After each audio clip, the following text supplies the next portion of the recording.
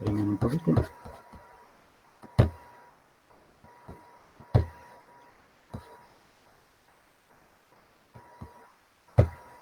¿Están viendo mi pantalla ahí ustedes? No, no se ve. No se ven. No. A ver.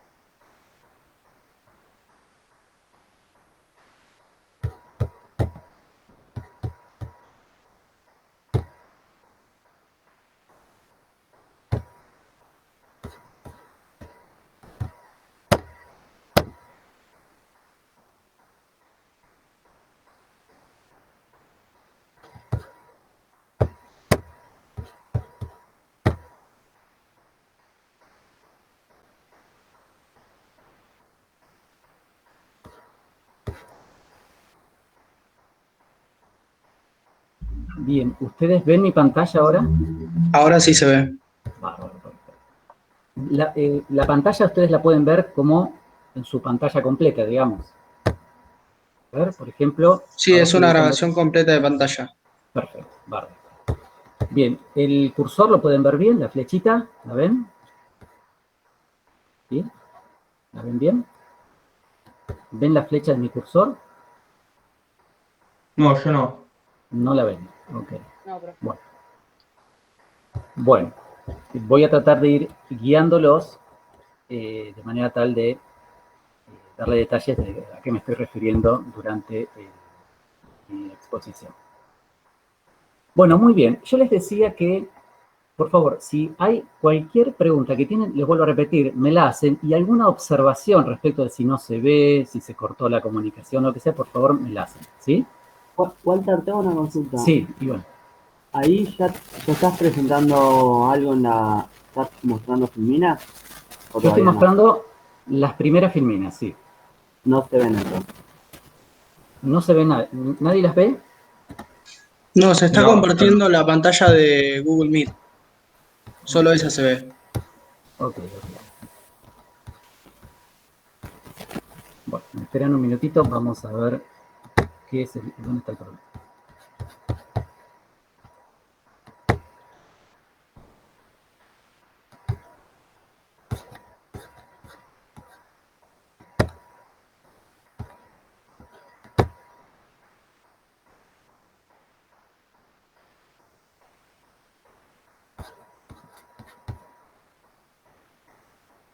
A ver, vamos a ver.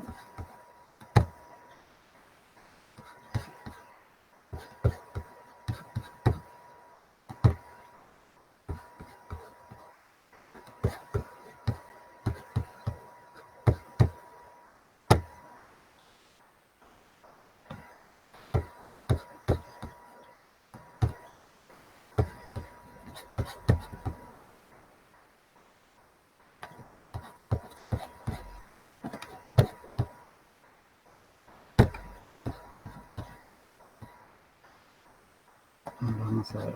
Entonces, ustedes lo que ven ahora es la pantalla de Google Meet. Voy a poner presentar ahora. Voy a abrir mi clase.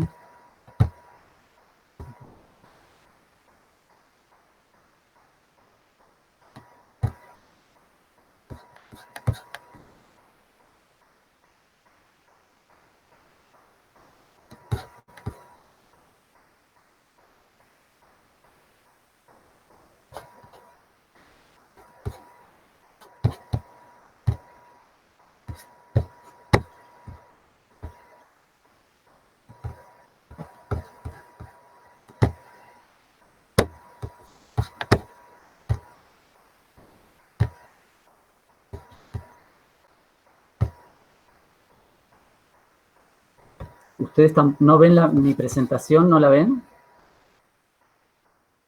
No, no se ve.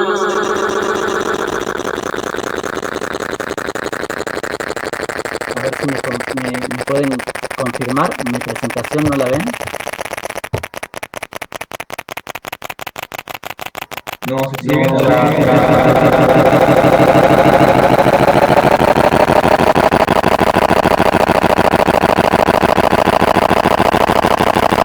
¿Me escuchan?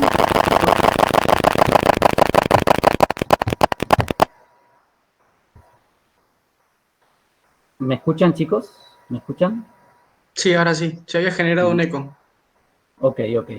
Eh, a ver, creo que lo más conveniente podría ser si nos podemos mudar a Big Blue Button, a la plataforma. ¿Puede ser? ¿Se sabe ¿Sí? si la mejoraron? No sé, el año pasado funcionaba bien y andaba bien. Tengo un problema con la posibilidad de compartirles la pantalla mía, acá en Meet. Eh, ¿No te reconoce el PowerPoint?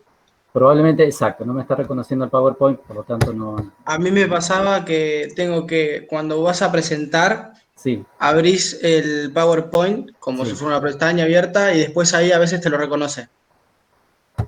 A ver, vamos Es a ver. tema de Google Meet que no te reconoce que está abierto el documento. Claro, claro, claro. Vos decís, abrís la presentación, yo lo tengo abierto ahí en pantalla completa. Ahora voy a ir a Meet y voy a compartir, voy a presentar eso. Lo voy a presentar en toda la pantalla.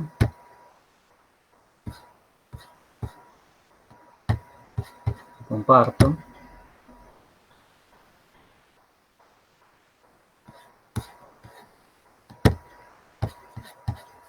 Ustedes no la ven ahora. Sí, ahora sí se ve todo completo. ¿Se ve la La presentación? presentación sí se ve. Bárbaro, perfecto. Te agradezco mucho el No, dato. de nada. Bueno, vamos a comenzar entonces. ¿Pueden ver mi cursor, mi flechita? ¿La ven? Sí se ve. Sí, ahora sí. Bueno, comenzamos. Entonces. Vamos a comenzar. Bueno, les decía que la primera parte del curso nosotros vamos a abordar sistemas formados por sustancias puras, lo que llamamos sistemas unicomponentes.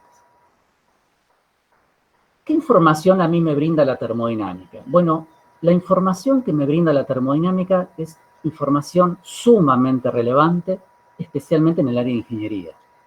¿Por qué? Porque me va a dar información del comportamiento de mi sistema, que es una información trascendental. Por ejemplo, imagínense que ustedes están trabajando con un determinado reactor o una turbina. ¿Qué es una turbina? Bueno, es un aparato en el cual pasa un fluido a través de él. Ese aparato tiene un eje, unos álabes, es decir, unas paletas, y ese fluido choca con las paletas, hace rotar a mi rotor y me genera una determinada cantidad de trabajo. Imagínense que ese fluido debe ser un vapor, comúnmente se utiliza vapor de agua. Pero ese vapor tiene que ser vapor seco.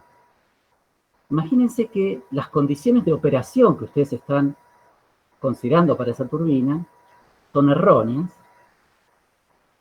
y en ese fluido lo que está entrando es un vapor húmedo, es decir, es un vapor con algún determinado contenido de humedad, de agua líquida. Bueno, en esas condiciones de operación, el tiempo de vida de la turbina se va a reducir marcadamente debido a problemas de corrosión. O por ejemplo, les doy otro ejemplo. Imagínense que uno necesita hacer los cálculos, ustedes como ingenieros en alimentos, van a necesitar diseñar sistemas de refrigeración, por ejemplo.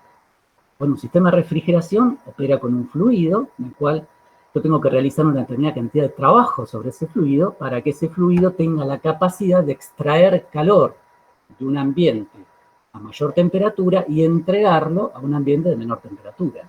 Bueno, ¿cuáles son las condiciones de operación? ¿Cuánto calor yo debo extraer para controlar la temperatura en determinado valor de interés? Bueno, todas esas son preguntas que responde la termodinámica. Son preguntas desde el punto de vista de los procesos, diseño y operación de ese determinado proceso que son fundamentales para un ingeniero. Entonces, ¿en qué consiste la termodinámica? Bueno, básicamente la termodinámica consiste en un formalismo matemático, que ya vamos a abordar en detalle, y que tiene algunas variables de entrada, algunas variables que vamos a llamar variables medibles de entrada, que no son muchas, son pocas. Tres de ellas con las cuales vamos a empezar a trabajar, que es la presión, que se mide a través de un manómetro, o de sistemas de manómetros, el volumen, que lo puedo determinar convenientemente, y la temperatura, que se mide a través de termómetros o termocuplas. Entonces, estas variables son de algún modo variables medibles que yo puedo determinar, o bien puedo representar a través de ecuaciones matemáticas, y van a ser variables que van a ser variables de entrada en el estudio de mi sistema, en el estudio termodinámico de mi sistema. Así que la primera unidad justamente trata del comportamiento presión, volumen, temperatura de sustancias puras. Lo llamamos el comportamiento PVT de sustancias puras. Muy bien. Por favor, me dan el ok si me siguen bien, si me escuchan bien y si ven la presentación correctamente. Uno, por favor, que me dé el ok. Muy bien. Bárbaro. Bueno, yo aquí en la primera página que les estoy mostrando, vamos a ver ahora de los dos gráficos que yo les presento ahí, vamos a ver el primero, el de la izquierda. Esta representación en coordenadas presión-temperatura. ¿Qué estoy representando? Bueno, este diagrama para ustedes no es extraño. Es más, yo les podría decir que de los cursos de química general les resulta bastante familiar este diagrama. ¿Qué representa este diagrama? Bueno, este diagrama representa el diagrama de fases de una sustancia pura. ¿Puede ser más complejo? Sí, puede haber otras regiones más. Por ejemplo, podría tener distintas variedades de estados cristalinos, que llamamos un sólido con una estructura cristalina alfa, beta, regiones que van a aparecer por acá. Pero no importa, yo no estoy abordando un diagrama de fases para una sustancia pura con las tres regiones que a mí me interesan: sólido, líquido, vapor. Entonces, fíjense ustedes, en la región de bajas temperaturas, aquí fase estable sería la fase sólida. Si yo a presión constante, o lo que llamo en un proceso isobárico, aumento la temperatura, voy a estar pasando, y si me mantengo por encima de esta línea, de esta presión, que la llamo, recuerden, este es un punto triple, así que si estoy a una presión por encima de la presión triple, y aumento la temperatura, voy a pasar de la fase sólida a la fase líquida. Y aquí estaría en la región de líquido. Si sigo aumentando la temperatura a presión constante, voy a pasar a la fase vapor. Aquí estoy en la fase vapor. Bueno, este es un diagrama que para ustedes, les vuelvo a repetir, no les resulta extraño. Vamos a analizarlo, vamos a reverlo, vamos a recordar un poquitito las características de este diagrama. Vuelvo a repetir, estoy representando el comportamiento presión versus temperatura para una sustancia pura. Entonces, tenemos en esta región la fase sólida, aquí la fase líquida, aquí la fase vapor. Tenemos estas líneas. Estas líneas me representan dos fases en equilibrio. Entonces, la línea que va desde el punto 1 al punto 0, el punto triple, representa una línea donde existen en equilibrio la fase sólida y la fase vapor. Una línea de sublimación. El proceso que se da de transformación de fase a presión constante cuando yo aumento la temperatura en esta línea, un proceso justamente de pasaje del estado sólido al estado vapor. Eso se llama sublimación. Una tal que esta es una línea de sublimación. La línea que va desde el punto triple, desde el 0 hasta el 2, es una línea donde tengo la coexistencia de la fase sólida y la fase líquida. Una línea de fusión. Esa transformación de fases se denomina proceso de fusión, como ustedes saben. Y la línea que va desde el 0 hasta el punto C es una línea en la cual coexisten la fase líquida y la fase vapor, es una línea de vaporización. ¿Estamos? Muy bien.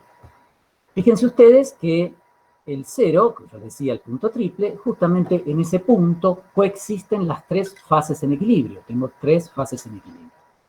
Sus coordenadas serán la temperatura del punto triple, que yo ubico acá como T sub PT, y la presión del punto triple, que yo ubico como P sub PT. Muy bien. Analicemos esta línea, la línea de vaporización. Tengo el equilibrio líquido-vapor. En esta línea, nosotros vamos a ver en detalle ese comportamiento al cual me voy a referir en este momento. A lo largo de esa línea, vamos a ver que todas las propiedades termodinámicas, de la fase líquida y la fase vapor, a medida que yo me desplazo por esta línea, desde el punto triple hasta este punto C, todas las variables termodinámicas de ambas fases se van haciendo cada vez más parecidas. Entonces, en el punto triple, la diferencia entre las dos fases será muy marcada, y a medida que me desplazo a lo largo de esta línea hasta el punto C, esa diferencia se va haciendo cada vez menor, y en particular en el punto C, la diferencia entre las propiedades termodinámicas de ambas fases desaparece. A partir del punto C yo ya no puedo distinguir más la fase líquida de la fase vapor. De manera tal que por encima de la temperatura de este punto, la temperatura del punto C, es decir, en estas regiones de temperatura y por encima de la presión de este punto, P sub C, es decir, a presiones I, por encima de ese valor, en toda esta región, yo ya no puedo hacer una distinción entre si mi sistema, si mi sustancia pura existe como líquido o como vapor. Como no hay distinción, entonces lo llamamos fluido. Esta es la región de fluido. O sea, aquí en esta región desaparecieron cualquier diferencia entre las fases líquido y vapor. Como este punto es el punto máximo en el cual, o el punto, digamos, punto en el cual cualquier diferencia desaparece entre la fase líquida y vapor, tiene el comportamiento de lo que llamamos un punto crítico, y por lo tanto lo llamamos justamente punto crítico. C va a ser el punto crítico. Aquí desaparecen las diferencias entre la fase líquida y vapor. Sus coordenadas serán la temperatura crítica, que yo aquí indico como P sub C, y la presión crítica como P sub C. ¿Estamos? Muy bien. Vamos a hacer una distinción más en el diagrama.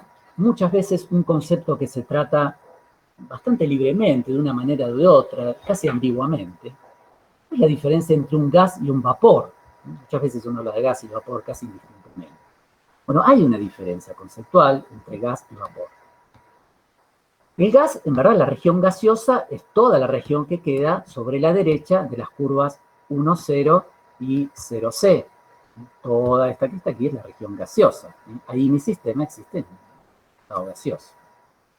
Ahora bien, nosotros hacemos una distinción, y a ese gas lo vamos a llamar vapor, cuando la temperatura de mi sistema se encuentra a la izquierda de la temperatura crítica, es decir, en esta región. Esta sería la región del vapor.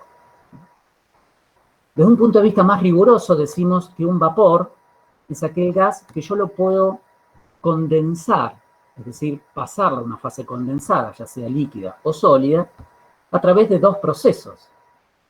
Es decir, uno de esos procesos es un proceso de compresión. Cuando yo comprimo mi sistema, aumento la presión, es decir, un proceso de compresión isotérmica. Es decir, me muevo, como es isotérmico, me muevo a lo largo de una isoterma, es decir, de una línea de temperatura constante, me muevo aumentando la presión, comprimiendo mi sistema. Fíjense cómo me muevo en la flecha, ¿ven? Me muevo desde la fase gaseosa hacia la fase líquida. ¿Ven? Puedo comprimir mi sistema a través de un proceso isotérmico de compresión. O también podría comprimir mi sistema, mi gas, a través de un proceso isobárico de enfriamiento. ¿Cómo sería eso? En una línea horizontal. Este es un proceso isobárico, porque me estoy moviendo a presión constante, de enfriamiento porque estoy reduciendo la temperatura. Entonces, si yo puedo comprimir a mi gas por esas dos vías, entonces decimos que lo que tenemos es un vapor. ¿Vamos? Entonces, desde un punto de vista más general, un vapor es todo lo que me queda de la fase gaseosa, es aquel gas que me queda justamente a la izquierda de la temperatura crítica.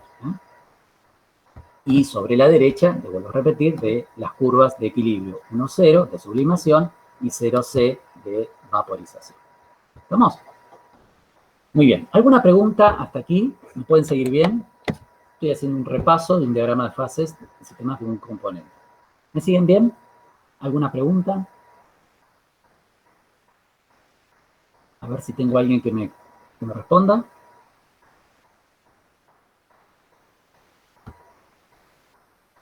¿Sí? Bien. A veces les voy pidiendo que me den el ok porque tengo miedo de perder conexión, ¿vieron? Y seguir hablando solo y que no me están escuchando. Muy bien. Bueno, sigo adelante.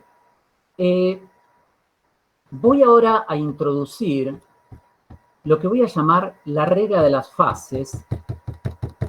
En la literatura también puede aparecer como la regla de Gibbs de las fases, que lo que me va a dar la regla de las fases, que está dado a través de esta ecuación que planteo aquí, y que no voy a demostrar en la literatura, en cualquier libro que ustedes, de texto, de termodinámica, aparece la deducción. Yo no me quiero detener en la deducción, solamente me quiero detener en la aplicación de la ecuación.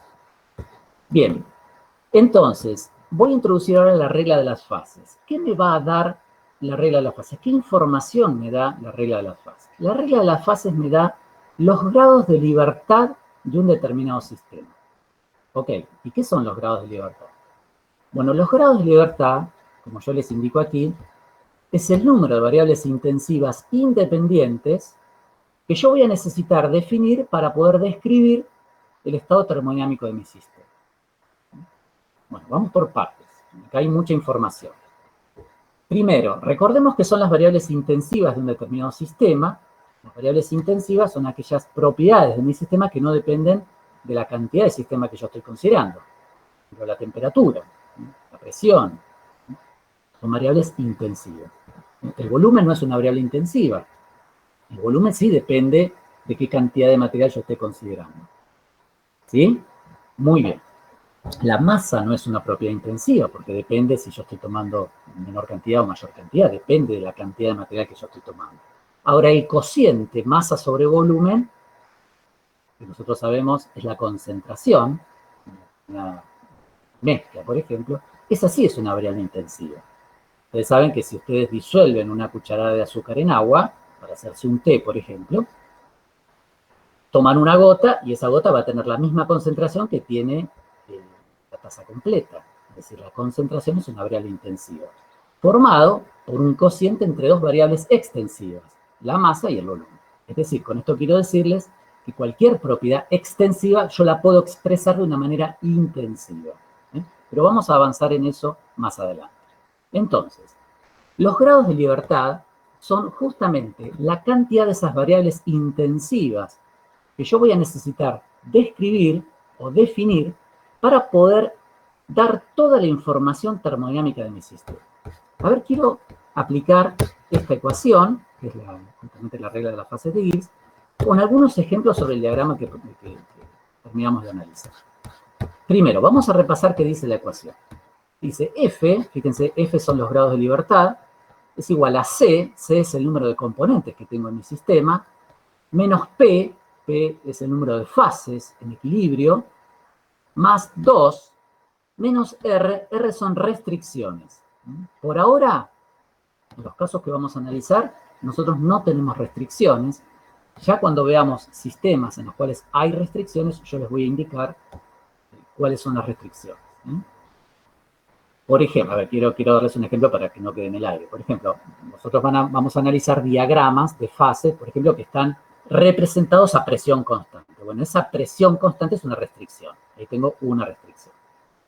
Cuando analicemos sistemas de tres fases, vamos a hacer diagramas de fase a presión y temperatura constante. Bueno, ahí tengo dos restricciones. Como estos diagramas, este diagrama que acabo de analizar yo aquí, no tiene ninguna variable constante que yo mantenga constante, entonces no tengo restricciones. Muy bien. Vamos a considerar que aplicamos la regla de las fases de Gibbs, por ejemplo, a un punto que está localizado ahí donde está el cursor, donde está la flecha. ¿Ven? Un punto ahí. ¿Qué tengo ahí? Bueno, ahí mi sistema existe como una fase líquida. ¿Sí? El sistema está en estado líquido. Bien, apliquemos la regla de las fases de Gibbs. Fíjense, los grados de libertad van a ser el número de componentes, mi sistema está formado por un solo componente, es decir, 1, menos la cantidad de fases en equilibrio, 1, porque mi sistema existe en estado líquido. Así que tenemos componentes, dijimos 1, menos una fase, ahí está, ahí voy 0, más 2, y menos restricción que vale 0. Es decir, el número de grados de libertad es 2. Para un sistema que que existe, el sistema de un componente que existe en estado líquido, yo tengo 2 grados de libertad. ¿Qué quiere decir esto? Que yo voy a necesitar definir 2 variables intensivas. En este caso particular, me conviene definir la presión y la temperatura. Es decir, que son las coordenadas que me van a ubicar el punto dentro de la región del líquido. ¿Sí? Fíjense qué pasa si yo defino una sola, defino la presión. Y bueno, fíjense, yo tendría todos estos puntos que estoy marcando aquí, todos tienen la misma presión, pero distinta temperatura. Yo necesito especificar más, dar más información de mi sistema para saber dónde está ubicado mi sistema. ¿Entiende? En particular necesito también la temperatura. ¿Sí? Muy bien. Apliquemos la regla de las fases de Gibbs a un punto que está localizado sobre una curva de equilibrio entre 2 fases. Por ejemplo, imagine un punto aquí, sobre la curva de vaporización. Apliquemos la regla de las fases de Gibbs. Entonces, los grados de libertad van a ser número de componentes 1, menos fases, en ese caso tengo 2 fases en equilibrio, es decir, hasta ahí voy menos 1, más 2, es decir, 1 grado de libertad. Es decir, si yo especifico, por ejemplo, la temperatura, ya con eso es suficiente. ¿Por qué? Porque solamente existe para este componente puro un punto sobre la curva de equilibrio líquido-vapor que esté a ese valor de temperatura. O podría haber elegido la presión. Yo defino la presión y voy a tener solamente un punto sobre la curva de equilibrio que está a ese valor de presión. Es decir, con solo definir una variable es suficiente para describir el estado de mi sistema. Cuando yo digo describir el estado del sistema, voy a decir describir todas las variables termodinámicas que vamos a analizar de hoy en más. Muy bien. Y analicemos ahora los grados de libertad si mi sistema existiese en un punto particular que es el punto triple, aquí. Apliquemos la regla de las fases de Gibbs. Número de componentes 1, menos fases, ahora tengo 3 fases en equilibrio, es decir, hasta ahí voy menos 2, más 2, 0. Es decir, no tengo grados de libertad. ¿Qué quiere decir eso? Que si mi sistema existe en el punto triple, yo no necesito dar más información. El punto triple de cada sustancia pura es conocido y está en la literatura. Sus coordenadas, la temperatura triple y la presión del punto triple, son conocidas para cada sustancia. Yo no necesito dar más información. Ese punto está definido. De ese punto yo puedo ir a la literatura o calcular todas sus variables termodinámicas, sin mayor información. Cuando mi sistema existe en un estado en el cual tiene 0 grados de libertad, decimos que mi sistema está en un invariante. Ese es un invariante. Es un invariante. Bueno, esta información que yo acabo de discutir está de algún modo abordada en el apunte que yo les he subido al campus. Ustedes pueden bajar cuando quieran. Muy bien, vamos a avanzar un poquito más. Y voy a ir a la página 3 de mi apunte, donde ahora voy a analizar, vuelvo a los diagramas, porque voy a analizar el segundo diagrama, vuelvo a la primera página. Ahora voy a analizar este otro diagrama. ¿Qué es este diagrama? Bueno, es un diagrama que representa el comportamiento de este mismo diagrama, de la misma sustancia, pero en otras coordenadas. En este caso particular, representa el comportamiento del sistema, el mismo sistema que representaba este diagrama. Lo que pasa es que ahora lo represento en otras coordenadas, en coordenadas presión, volumen. ¿Por qué tanta diferencia en la forma de los diagramas de fase, si en definitiva la sustancia es la misma? Bueno, es una muy buena pregunta. ¿Por qué este diagrama, o otra forma de abordar la pregunta, por qué este diagrama presenta solamente líneas que me distinguen las regiones donde existen las distintas fases? Y aquí aparecen campanas. Fíjense, esta es una región de una campana. Esta parte es una parte delgada, pero existen ahí regiones sombreadas. ¿Por qué la diferencia? Bueno, en este diagrama, en el primero que analizamos nosotros, las líneas que me representaban las regiones donde 2 fases existen en equilibrio eran efectivamente líneas. ¿Por qué? Porque las condiciones que se deben dar para que 2 fases estén en equilibrio justamente son que la presión de una fase tiene que ser igual a la presión de la otra fase y que la temperatura de una fase tiene que ser igual a la temperatura de otra fase. Entonces, eso me define para cada condición de equilibrio un punto. ¿Entienden? La conexión de todos esos puntos me dan justamente la curva de equilibrio entre las dos fases. Ahora bien, ¿qué pasa si yo represento presión versus volumen? Bueno, la condición de equilibrio de fases establece que la presión de una fase tiene que ser igual a la presión de la otra fase. Pero el volumen de las dos fases en equilibrio no es el mismo. ¿Entienden? Las fases las fases condensadas, sólido y líquido, tienen menor volumen que la fase no condensada, la fase de vapor. ¿Entienden? Aunque las fases estén en equilibrio. ¿Estamos? Por ese mismo motivo, la forma del diagrama de fases cambia. Vamos a analizar cómo se representa el diagrama de fases en las coordenadas presión-volumen en paralelo con el análisis que hicimos para las coordenadas presión-temperatura. Fíjense, la presión en ambos diagramas es la misma. ¿Ven? Estoy en el eje vertical, los valores de presión son los mismos en ambos diagramas. Fíjense lo que pasa a la presión del punto triple. A la presión del punto triple yo voy a tener este punto, que está aquí, que estoy marcando aquí, representa el volumen molar de la fase sólida, que está en equilibrio con el volumen molar de la fase líquida, que está representado por ese punto, y que está en equilibrio con el volumen molar de la fase vapor, que está representado por este punto. Fíjense, el vapor tiene mayor volumen molar, esto es volumen molar, lo que estoy representando aquí es volumen por mol. La fase vapor, en el punto triple, tiene un volumen molar que es mayor que el de la fase líquida, que está representado por este punto, y que a su vez es mayor que el de la fase sólida. Entonces, a volúmenes bajos, lo que existe es la fase sólida, en equilibrio, la fase estable es la fase sólida, toda esta región es la fase sólida. Si yo a presión constante me desplazo a volúmenes mayores, lo que me aparece aquí es la fase líquida. En esta parte lo que tengo es la fase líquida. Fíjense que la fase líquida, como aquí, existe desde la presión triple hasta la presión crítica. ¿Ven?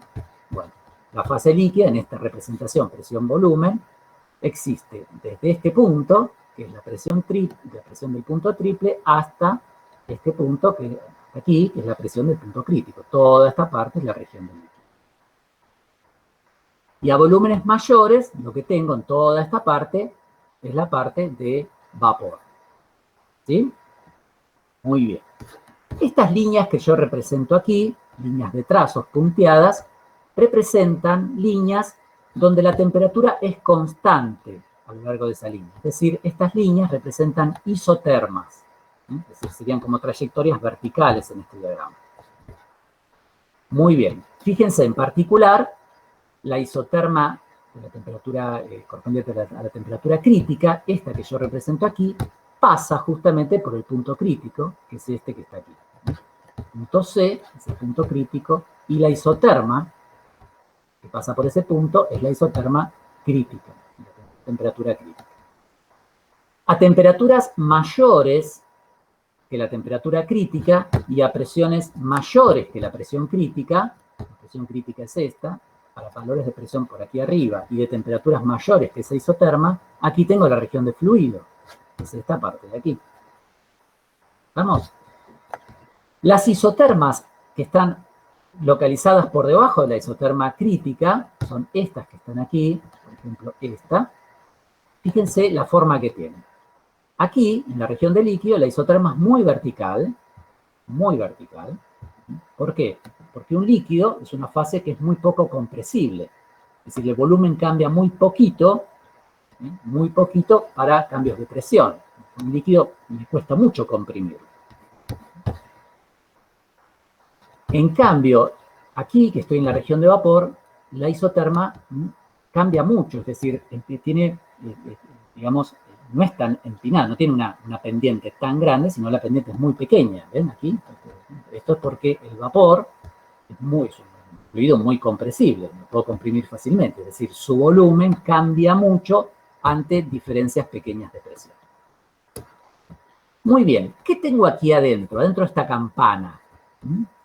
Esta línea que tengo aquí, sobre la izquierda, que yo estoy marcando la campana, desde este punto hasta el punto crítico, representa la fase líquida que está en equilibrio con esta parte de la campana, la rama derecha de la campana, que representa la fase vapor. Es decir, adentro de la campana yo tengo equilibrio líquido-vapor. Tengo la fase líquida en equilibrio con el vapor. ¿Estamos? ¿Sí? Fíjense que estos segmentos, justamente este segmento que estoy marcando aquí, conecta este punto, que es el líquido en equilibrio, con este vapor que está aquí. ¿Sí? Fíjense que estos segmentos, a medida que me desplazo hacia el punto crítico, se van haciendo cada vez más cortos, cada vez más pequeños. Y eso tiene que ver con lo que yo les dije, que a medida que me desplazo por la curva de equilibrio líquido-vapor desde el punto triple hacia el punto crítico, las diferencias en las propiedades termodinámicas, en particular la diferencia de volúmenes entre ambas fases, volúmenes molares, se va haciendo cada vez más pequeña y en el punto crítico esa diferencia desaparece. ¿Ven? Las dos fases convergen, los volúmenes de ambas fases convergen en el punto crítico y en el punto crítico los volúmenes de ambas fases se hacen iguales. ¿Estamos? Muy bien. Cuando yo tengo al líquido en condición de equilibrio líquido-vapor, es decir, cuando mi líquido está, o cuando mi sistema está sobre la curva de equilibrio líquido-vapor, ya sea en el diagrama presión-temperatura sobre esa curva, y en el diagrama presión-volumen, la fase líquida sobre esta rama, y la fase vapor sobre esta otra rama, yo digo que mi sistema, es decir, mi líquido o mi vapor, están en condición de saturados. Cuando yo hable de líquido saturado, voy a hablar de líquido sobre la curva de equilibrio líquido-vapor. Y cuando hable de vapor saturado, voy a hablar de mi sistema como vapor sobre la curva de equilibrio líquido-vapor. Fíjense que en el diagrama presión-temperatura, si yo tengo líquido saturado o vapor saturado, siempre están sobre la misma curva.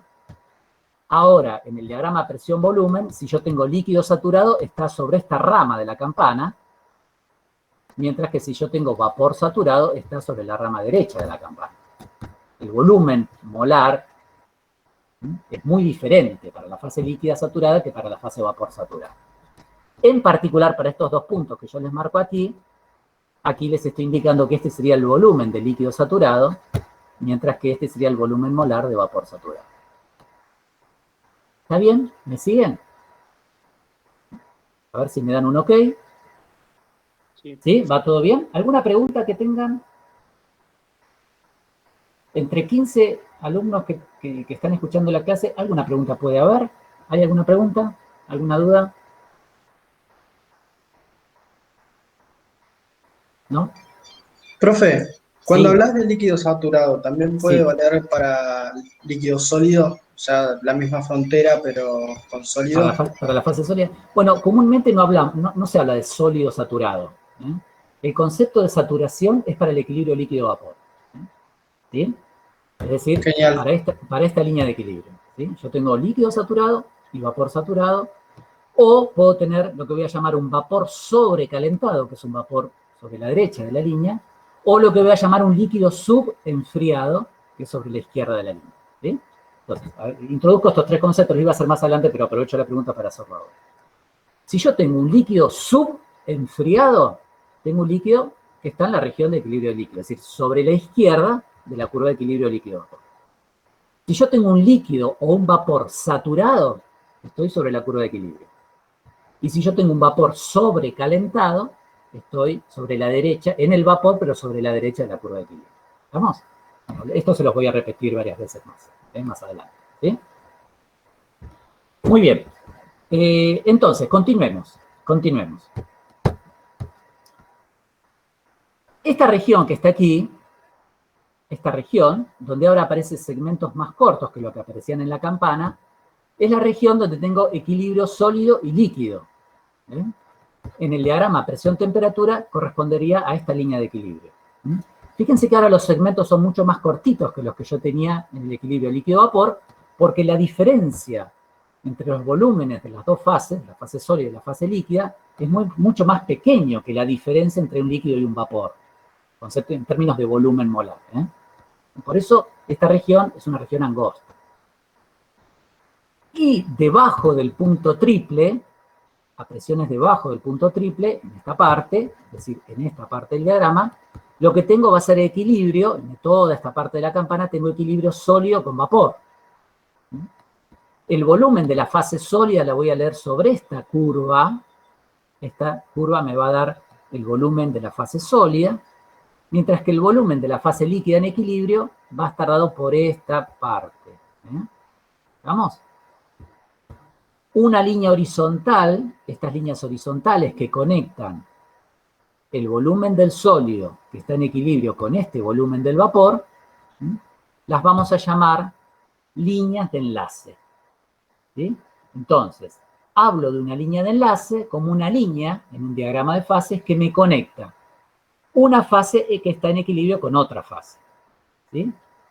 En este caso, como yo estoy representando presión en el eje Y, como estoy representando presión en el eje Y, y la condición impuesta para el equilibrio entre dos fases es que la presión de una fase tiene que ser igual a la presión de otra fase, por ese mismo motivo aquí las líneas de enlace van a ser líneas horizontales. ¿Estamos? ¿Por qué? Porque una fase, por ejemplo en este caso la fase sólida, tiene que estar a la misma presión que la fase vapor. Si esas dos fases están en equilibrio. ¿Estamos? Les vuelvo a repetir, las líneas, en un diagrama de fases, las líneas que unen, que conectan a dos fases que están en equilibrio, se llaman líneas de enlace. Entonces, todas estas líneas que aparecen aquí, todas estas líneas horizontales, en regiones de dos fases en equilibrio, son líneas de enlace. Muy bien. Bueno, creo que hemos terminado de describir todas las características que presenta el diagrama en dos espacios diferentes, en el espacio presión-temperatura y en el espacio presión-volumen. Ustedes en el seminario van a tener para discutir en otros espacios, en otros planos, en otras coordenadas. Muy bien, voy a continuar entonces, ahora, todo lo que les he descrito, o inclusive en otras palabras o con otros términos, va a aparecer en el apunte, aunque yo también siempre les sugiero que cualquier duda o consulta que tengan, digamos, puedan recurrir a la literatura que les sugiero en el apunte, digamos, en el programa que está en el campus. Muy bien. Bueno, vamos ahora a avanzar. Vamos a avanzar y vamos a ver ahora lo que vamos a llamar ecuaciones o series del virial. Ecuaciones del virial. Ustedes, a partir de la observación que hicimos del análisis, por ejemplo, en el espacio presión-volumen, se pueden dar cuenta que si yo quisiera representar el comportamiento PVT de mi sistema a través de una función matemática, bueno, fíjense que el diagrama es bastante complejo y por lo tanto mi función matemática debería también ser muy compleja. De todos modos existen funciones que me permiten describir el comportamiento PVT de sustancias en determinadas condiciones. Una de esas funciones matemáticas que me describe el comportamiento de la fase gaseosa, ojo con esto, una de ellas que me describe el comportamiento de la fase gaseosa solamente, es justamente la ecuación del virial. La ecuación del virial, como yo les indico aquí, me va a permitir describir la región gaseosa de mi sistema. ¿Cómo lo hace? Bueno, lo hace a través de un desarrollo en serie de potencias, como el que yo les muestro aquí. Fíjense, defino Z como el factor de compresibilidad. Z, factor de compresibilidad, lo defino como el cociente de P por B sobre R por T. P por B sobre RT, a partir de ahora va a ser Z, factor de compresibilidad. Entonces, lo que dice la ecuación del virial, les vuelvo a repetir, para describir el comportamiento presión, volumen, temperatura de la fase gaseosa, me dice, bueno, a Z, al factor de compresibilidad, lo puedes expresar a través de un desarrollo en serie de potencias en P, como te muestro aquí. 1 más un coeficiente B' por P más un coeficiente C' por P cuadrado más un coeficiente D' por P cubo, y así siguen infinitos términos. Una serie en P. Hay una forma alternativa del desarrollo virial, que es desarrollar la serie, pero en términos de 1 sobre B. En lugar de P, en lugar de P, en términos de 1 sobre B. Y esa es la forma que yo les ubico aquí, recuadro aquí, que es la forma alternativa del desarrollo virial, que expresa al factor de compresibilidad Z como 1 más B. Fíjense que este B, este coeficiente virial B, es diferente del coeficiente virial B de la serie en P. Por eso los distingo en el caso de la serie en P con un asterisco y en el caso de la serie en B sin asterisco. Entonces, vuelvo al desarrollo en términos de 1 sobre B. El factor de compresibilidad Z es igual a 1 más B sobre B, más C sobre B cuadrado, más D sobre B cubo, y así siguen infinitos términos. Entonces, los coeficientes de los desarrollos, lógicamente los desarrollos son totalmente equivalentes. Voy a obtener siempre los mismos resultados, siempre que los aplique en las mismas condiciones, lógicamente. Entonces, en algún caso me va a convenir utilizar el desarrollo en términos de P, y en el otro caso me va a convenir utilizar el desarrollo en series de B. Y eso dependerá de los datos que yo dispongo de mi sistema. Eso lo vamos a analizar un poquito más adelante. Muy bien, bueno, entonces, a los coeficientes B' y B, los dos coeficientes viriales, digamos, para la serie en P y en B, los voy a llamar los segundos coeficientes viriales. Los segundos coeficientes viriales, que son los coeficientes de los segundos términos. A los coeficientes C' y C los voy a llamar terceros coeficientes viriales. A los coeficientes D' y D serán los cuartos coeficientes viriales, y así sucesivamente. Muy bien. Aquí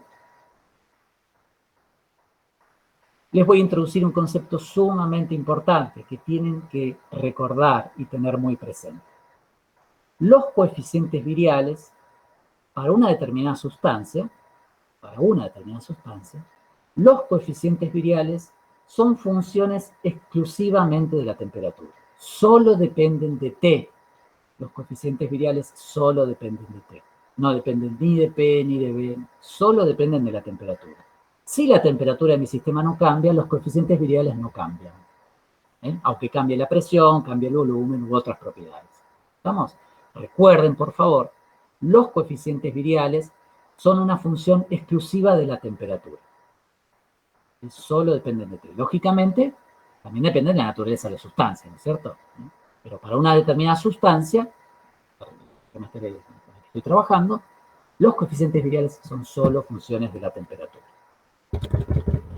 Muy bien. Los coeficientes viriales, como yo les he dicho, dado que las dos series son dos formas de expresar un mismo comportamiento, los coeficientes viriales están mutuamente relacionados. Y aquí les demuestro cómo están relacionados los segundos coeficientes viriales. Entonces, el coeficiente virial B', que es de la serie en P, está relacionado con el coeficiente B, con el segundo coeficiente virial de la serie en B, a través de esta relación que yo les muestro aquí. B' es igual a B sobre RT. Los terceros coeficientes viriales, C' y C, están relacionados a través de esta expresión que yo les muestro aquí. C' es igual a C menos B cuadrado sobre R por T todo al cuadrado. Los cuartos coeficientes viriales están relacionados a través de la expresión que yo les muestro aquí. D' es igual a D menos 3 por B por C más 2 por B cubo sobre R por T todo al cubo. Estas deducciones de cómo se llegan a estas ecuaciones, yo no se las voy a dar. Si alguien está muy interesado, le puedo sugerir alguna literatura donde encontrarlas, pero simplemente me interesa que ustedes visualicen la relación que existe, porque sobre esas relaciones vamos a trabajar. Muy bien. Hasta aquí, ¿alguna pregunta? ¿Me pueden seguir bien? ¿Me siguen bien? Sí, Walter, todo bien. ¿Sí? ¿Me siguen bien? ¿Voy a un tiempo adecuado o prefieren que vaya más lento? ¿Cómo vamos? Es importante tener esa devolución para saber si la explicación es clara o prefieren que vaya más despacio o más rápido. ¿Cómo les resulta la explicación? Bien, profe. ¿Sí? Bien. Bueno, muy bien. Sigamos. Vamos a ver una cosa interesante aquí. Yo les decía que el factor de compresibilidad Z se define como la relación P por B sobre RT. Ahora bien, recordemos la ecuación de estado de gases ideales. ¿Qué me decía la ecuación de estado de gases ideales? Me decía, P por B es igual a RT, donde ese volumen yo lo estoy expresando como volumen molar, ¿sí? Muy bien. Fíjense ustedes esto. Imagínense que esta presión que está aquí, yo la paso por aquí abajo. Es exactamente lo mismo, ¿no? Pongo aquí, pongo RT sobre P, ¿sí? Entonces, ¿cómo me quedaría? Hemos reescrita esta relación del factor de compresibilidad. Me quedaría como B, el volumen de mi sustancia, sobre RT sobre P. ¿Sí? Y RT sobre P, ¿qué es? Es el volumen molar de un gas ideal. ¿Sí? Un gas ideal que está a la misma temperatura y presión que el gas que yo estoy representando a través de este factor de compresibilidad Z, cuyo volumen es B. A ver, quiero ir de vuelta sobre esto. Yo defino el factor de compresibilidad como el producto P por B sobre RT. Este factor de compresibilidad yo lo voy a definir para cualquier fluido, principalmente gaseoso. Voy a decir, para un determinado gas, bueno, su factor de compresibilidad vale tanto valor. ¿Sí? Ese factor de compresibilidad lo que me está dando es esta relación, P por B sobre RT. Muy bien. ¿Qué me está dando? Me está dando la relación entre el valor de presión, el valor de volumen y el valor de temperatura de mi gas real, de mi sustancia real. Ahora bien, yo observo que si esta presión la paso acá abajo, RT sobre P sería el volumen que tendría ese fluido, ese gas, a la misma temperatura y presión, si se comportase como un gas ideal. Por lo tanto, reemplazo aquí abajo y pongo el volumen de ese gas si se comportase como un gas ideal a la misma presión y temperatura. De modo tal que a lo que llego es que el factor de compresibilidad queda expresado como el volumen de mi gas real sobre el volumen que tendría mi gas si se comportase como gas ideal a la misma temperatura y presión. ¿Ven? Esta relación que está aquí. Entonces, esta visualización del factor de compresibilidad es sumamente interesante. ¿Por qué? Bueno, porque si el factor de compresibilidad es igual a 1, lo que me está indicando esta relación es que mi gas tiene un volumen igual al volumen que tendría ese gas comportándose como gas ideal. Es decir, mi gas se está comportando como un gas ideal, tiene el mismo comportamiento que un gas ideal en esas condiciones de presión y temperatura.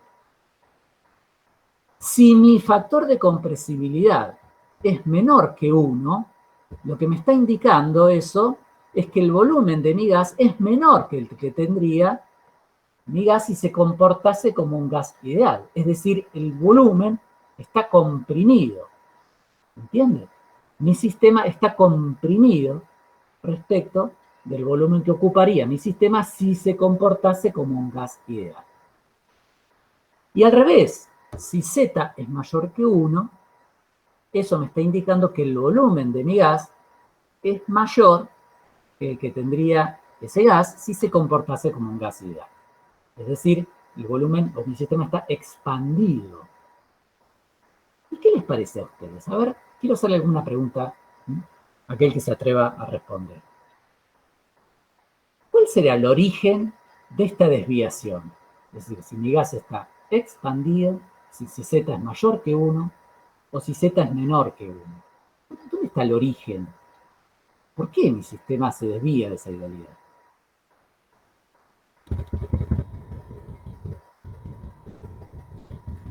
Eso ocurre.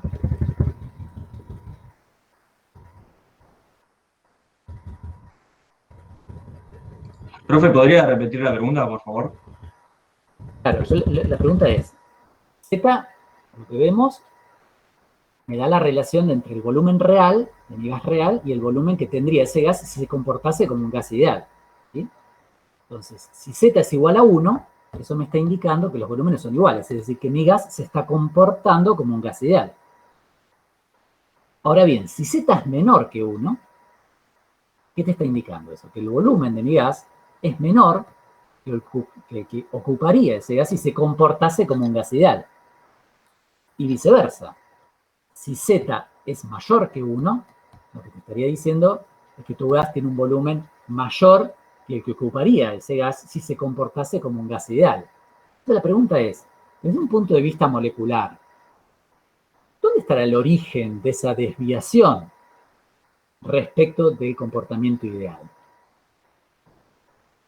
¿Dónde está el origen de esa desviación? ¿Por qué se desvía el comportamiento del gas real respecto del gas ideal? ¿Cuál es el origen de esa desviación? ¿Verdad? Curso de química general, seguramente. ¿Puede ser la relación entre las moléculas de este gas? Muy bien, Iván. Es decir, justamente están en las interacciones intermoleculares. Esas energías de interacción intermoleculares van a definir un comportamiento de las moléculas. ¿Cómo era el comportamiento de un gas ideal?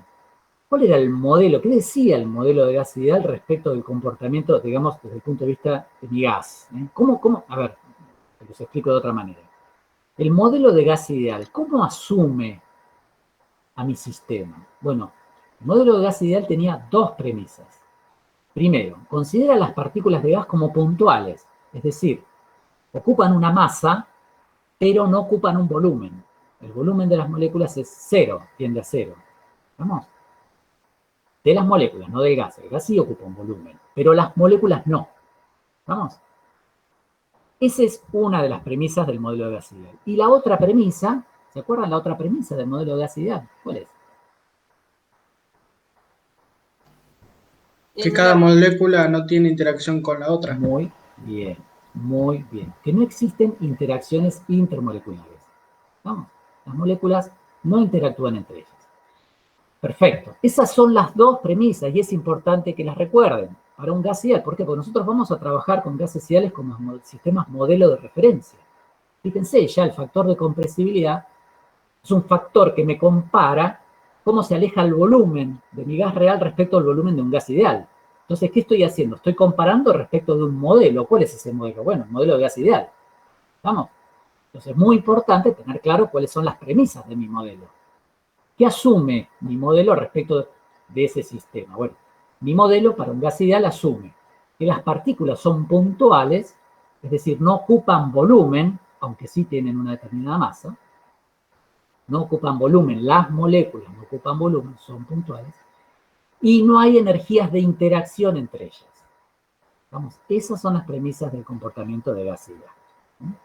Muy bien. Ahora voy a volver sobre este punto. Un poquitito más adelante vuelvo sobre este punto. Pero ahora quiero avanzar en otro concepto. Antes de dejar la ecuación del virial, les comento que la ecuación del virial es una de... Nosotros vamos a ver varias ecuaciones. Estas se llaman ecuaciones de estado. Las ecuaciones de estado son ecuaciones que me relacionan las variables presión, volumen, temperatura de un determinado fluido. Son ecuaciones de estado. Me dan el comportamiento de las variables presión, temperatura, volumen. Por lo tanto, si yo tengo información de alguna variable, por ejemplo de dos variables, puedo determinar la tercera variable a partir de esa ecuación de estado, porque justamente me relacionan las tres variables, presión, volumen, temperatura.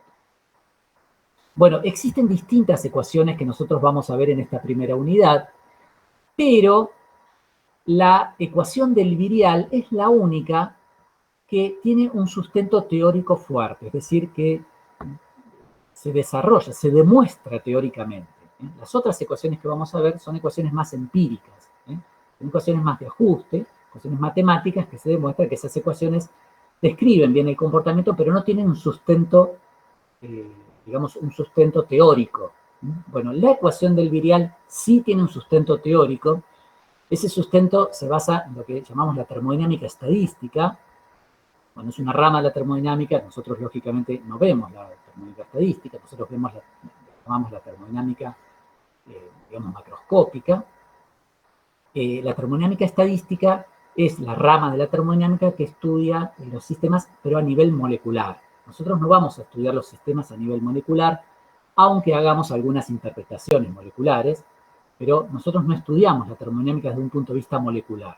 Nosotros estudiamos la termodinámica desde un punto de vista macromolecular, los sistemas grandes, macroscópicos. Bueno, la termodinámica estadística estudia los sistemas desde un punto de vista molecular, y a partir de la termodinámica estadística, justamente se deduce el desarrollo virial. Se demuestra y se deduce el desarrollo virial. Y de esa deducción se demuestra que para la serie en B, voy a volver a mostrarles la serie en B, la tengo, para la serie en B, el segundo término virial, es decir, B sobre B, está relacionado con las interacciones intermoleculares de a pares de moléculas, de a dos moléculas. ¿Sí? El tercer término, el término C sobre B cuadrado, está relacionado con las interacciones de a tres moléculas. ¿Sí? La interacción que se da de a tres cuerpos juntos, se tienen que encontrar tres cuerpos en el espacio, tres partículas, tres moléculas en el espacio, y cuando se encuentran en el mismo, digamos, en las mismas coordenadas, si se quiere, del espacio, esa interacción que se da entre tres cuerpos justamente está evaluada por este tercer término. El cuarto término, D sobre B cubo, justamente evalúa las interacciones de a cuatro partículas simultáneamente. Y así sucesivamente. Cada término va evaluando interacciones cada vez de a una partícula más. Ustedes claramente se pueden dar cuenta que la probabilidad que tres partículas se encuentren e interactúen es menor que la probabilidad que dos partículas se encuentren e interactúen. De manera tal que, y a su vez, que tres moléculas se encuentren e interactúen, la probabilidad que eso ocurra es a su vez mayor que cuatro partículas se encuentren e interactúen. ¿Qué quiero decir con esto? Quiero decir con esto que en estas series viriales, los términos mayores al tercer o cuarto término van decayendo muy rápidamente. En general, por ejemplo, el tercer término es mucho más pequeño que el segundo. El cuarto es mucho más, a su vez, más pequeño que el tercero. Es una serie que decae muy rápidamente, muy rápidamente. Y eso tiene que ver justamente con los tipos de interacciones que se dan en el sistema. ¿Vamos? Eso nos va a permitir a nosotros utilizar la serie del virial truncándola, por ejemplo, en el segundo término o a lo sumo en el tercer término. ¿Por qué? Bueno, porque el peso que tienen los términos superiores sobre el resultado de la serie es muy, muy pequeño y uno lo puede despreciar, sin cometer prácticamente error. Eso hace que el desarrollo de series viriales tenga utilidad práctica, porque imagínense que si ustedes tienen que evaluar una serie infinita por cada condición que tienen que evaluar, desde el punto de vista práctico es imposible utilizar esa ecuación. Entonces, las ecuaciones viriales tienen aplicación práctica simplemente por esta característica, porque son series que decaen muy rápidamente. Tomando dos o a lo sumo el tercer término, ya uno puede truncar ahí la serie y desprecia todos los términos superiores. Ahora vamos a volver sobre esto y vamos a analizar dónde nos conviene truncar para cada condición particular. Si truncar en el segundo término o truncar en el tercer término. Les vuelvo a repetir, a lo sumo vamos a trabajar hasta el tercer término. Y a veces, en la mayoría de los casos, ni siquiera con el tercero vamos a trabajar con el segundo. Pero después voy a volver sobre esto para demostrarles más precisamente por qué voy a truncar o en el segundo o en el tercero. Muy bien, voy a seguir adelante.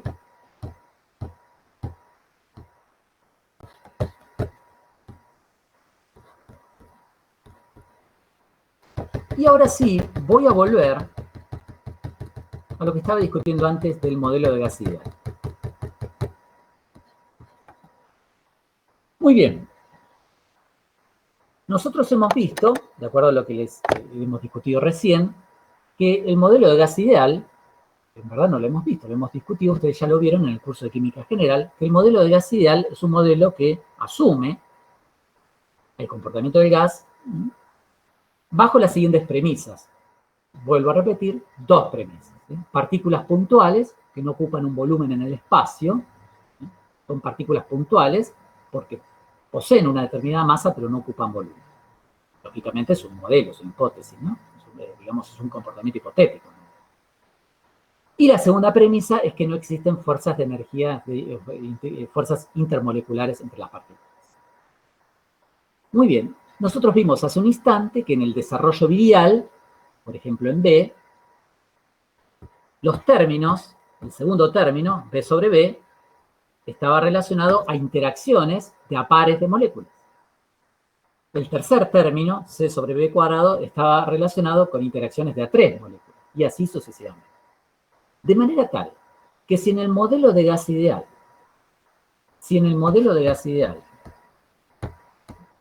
voy al serie en B, si en el modelo de gas ideal yo no tengo fuerzas de energía intermoleculares, entonces el segundo término se me hace cero, porque no hay interacciones de a pares. El tercer término se me hace cero, porque no hay interacciones de a tres cuerpos. El cuarto término se me hace cero, porque no hay interacciones de a cuatro cuerpos. Y todos los términos superiores se me hacen cero. Es decir, para el caso particular de un gas ideal, todos los términos se me hacen cero, salvo el primer término que vale 1. Es decir, para un gas ideal, Z es igual a 1. Y de este modo, nosotros vemos que la ecuación del virial, que es una ecuación general para gases reales, se reduce al comportamiento de gas ideal cuando yo no tengo fuerzas de energía e interacciones intermoleculares. Es decir, para ese caso, el desarrollo virial me queda que Z es igual a 1, y reemplazando por la definición de Z, yo tendré que P por B sobre RT vale 1, es decir, P por B es igual a RT, que es la ecuación de estado de gases ideal. Entonces, lo que hemos visto es que la ecuación de estado de gases ideales en realidad es un comportamiento límite de un comportamiento mucho más general, o una ecuación mucho más general que es la ecuación del virial, que describe el comportamiento de gases reales. En particular, cuando ese gas es real, digamos, cuando en ese gas no hay energías de interacción, entonces la ecuación del virial se reduce a la ecuación de estado de gases ideales. Muy bien, ¿qué es lo que sucede?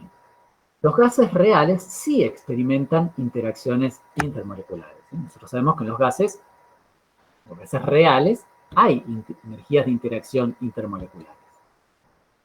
Ahora bien, vamos a ver lo siguiente.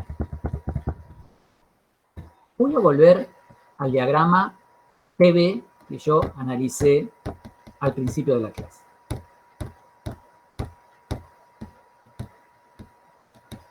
Aquí.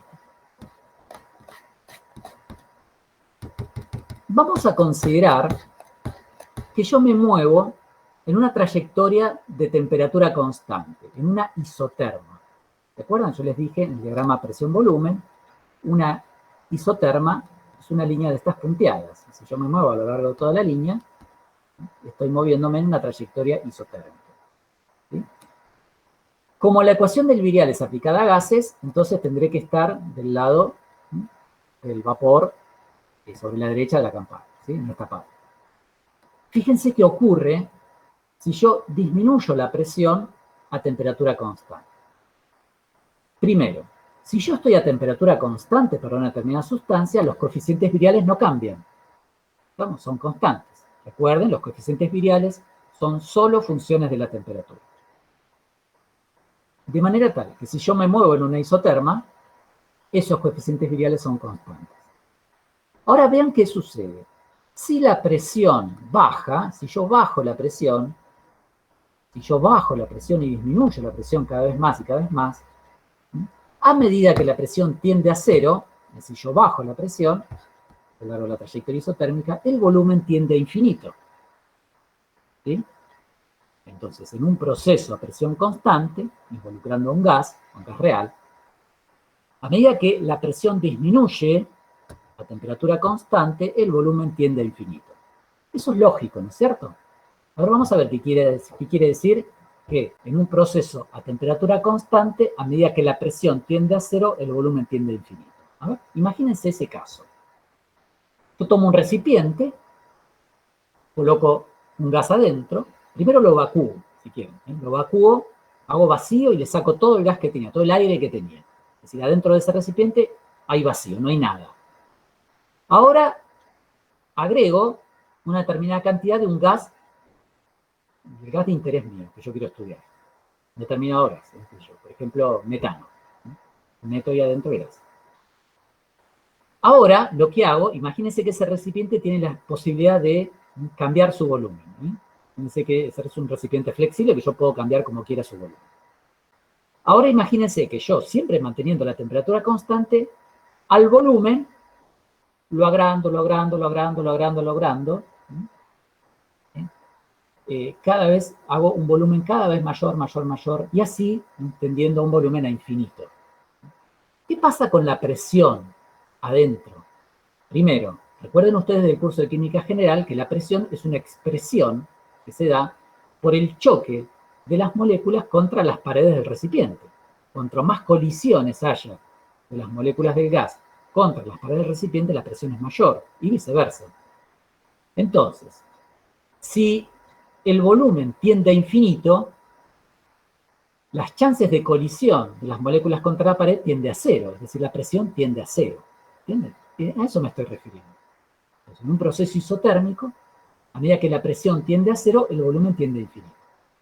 Muy bien. Vayamos ahora a las ecuaciones viriales, a los desarrollos viriales. Y ojo, yo no estoy diciendo que no hay interacciones intermoleculares, en ese ejemplo que acabo de dar. Hay interacciones intermoleculares. Lo que pasa es que el volumen está tendiendo a infinito y la presión está bajando a cero. Bien. ¿Qué nos dicen los desarrollos viriales para ese caso particular? Fíjense, vamos a ir a los desarrollos viriales. Aquí los tengo. Fíjense, vamos a la serie en P. Para ese ejemplo que yo di, la presión tiende a cero, es decir, todos los términos donde aparece P van a tender a cero. Y el comportamiento de ese gas, que es un gas real, porque tenía energías de interacción intermoleculares, pero el comportamiento del gas, ¿a qué comportamiento tiende? Cuando los términos en P se me hacen cero. ¿A qué comportamiento tiende ese gas? Al de un gas ideal. Perfecto. Solamente me queda el primer término, Z igual a 1, y es el comportamiento de un gas ideal. Es decir, la ecuación de estado de los gases ideales. Fíjense qué pasa con la segunda serie, la serie en B. Lógicamente tiene que dar lo mismo, ¿no es cierto? Bueno, cuando P tiende a cero, B, de acuerdo a lo que vimos, tendía a infinito. Nuevamente, todos los términos en los cuales aparece B como denominador se me hacen cero. ¿Estamos? Y recobro nuevamente la ecuación de estado de gases ideales. Fíjense, es importante que yo estoy asumiendo una trayectoria isotérmica. ¿Por qué? Porque todos los coeficientes viriales son constantes, porque solo dependen de T. Entonces, ¿qué es lo que quiero decir con esto? Lo que quiero decir con esto es que aún los gases reales, en determinadas condiciones, pueden ser, su comportamiento puede ser bien representado a través de una ecuación de estado de los gases ideales. ¿Sí? ¿En qué condiciones? Bueno, en esas condiciones, cuando la presión tiende a cero, a temperatura constante, la presión tiende a cero, entonces el comportamiento de mi gas tiende a un comportamiento de gas ideal. ¿Entienden?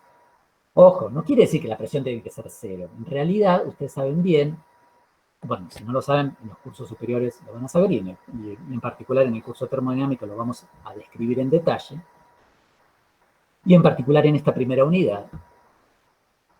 Nosotros, para que un gas real tenga un comportamiento que pueda ser bien representado a través de la ecuación de estado de gases ideales, no se necesita que el gas tenga una presión cero, ¿verdad? Ahora vamos a ver, en breve vamos a ver cuáles serían los valores de presión en los cuales el comportamiento del gas, digamos, el comportamiento no se aleja mucho del que tendría un gas ideal. O, en otras palabras, ¿Para qué valores de presión y temperatura yo podría truncar estas series viriales en el primer término? Que sería lo mismo de lo que le estaba diciendo. Fíjense que si yo trunco la serie virial en el primer término, lo que tengo es el comportamiento de gas ideal. Bueno, ¿en qué condiciones de presión, temperatura y volumen yo podría truncar en el primer término a mi gas real y así todo representar el comportamiento de ese gas de una manera adecuada? Esto lo vamos a analizar, de hecho, que en unos minutitos más. Muy bien, ¿alguna pregunta hasta aquí? ¿Me pueden seguir en la discusión? ¿Algún comentario, pregunta que me quieran hacer?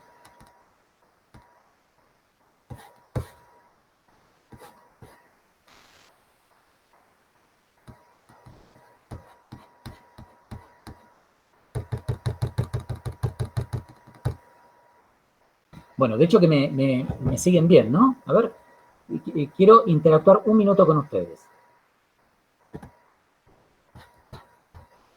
Quiero interactuar un minuto con ustedes. ¿Me pueden seguir bien? Ahora, a ver, primero, me están viendo a mí, ¿no es cierto? ¿Están viendo Sí. el Meet? ¿Sí? Sí. Vale. ¿Cómo fue con la discusión? ¿Me van siguiendo? ¿Algún comentario que quieran hacer? ¿Recuerdan estos conceptos? Yo lo que estoy haciendo es básicamente, ahora lo que he introducido es la ecuación del virial, pero después estoy haciendo un repaso de conceptos que vieron en el curso de química general. ¿Recuerdan estas cosas? ¿Les resultan familiares?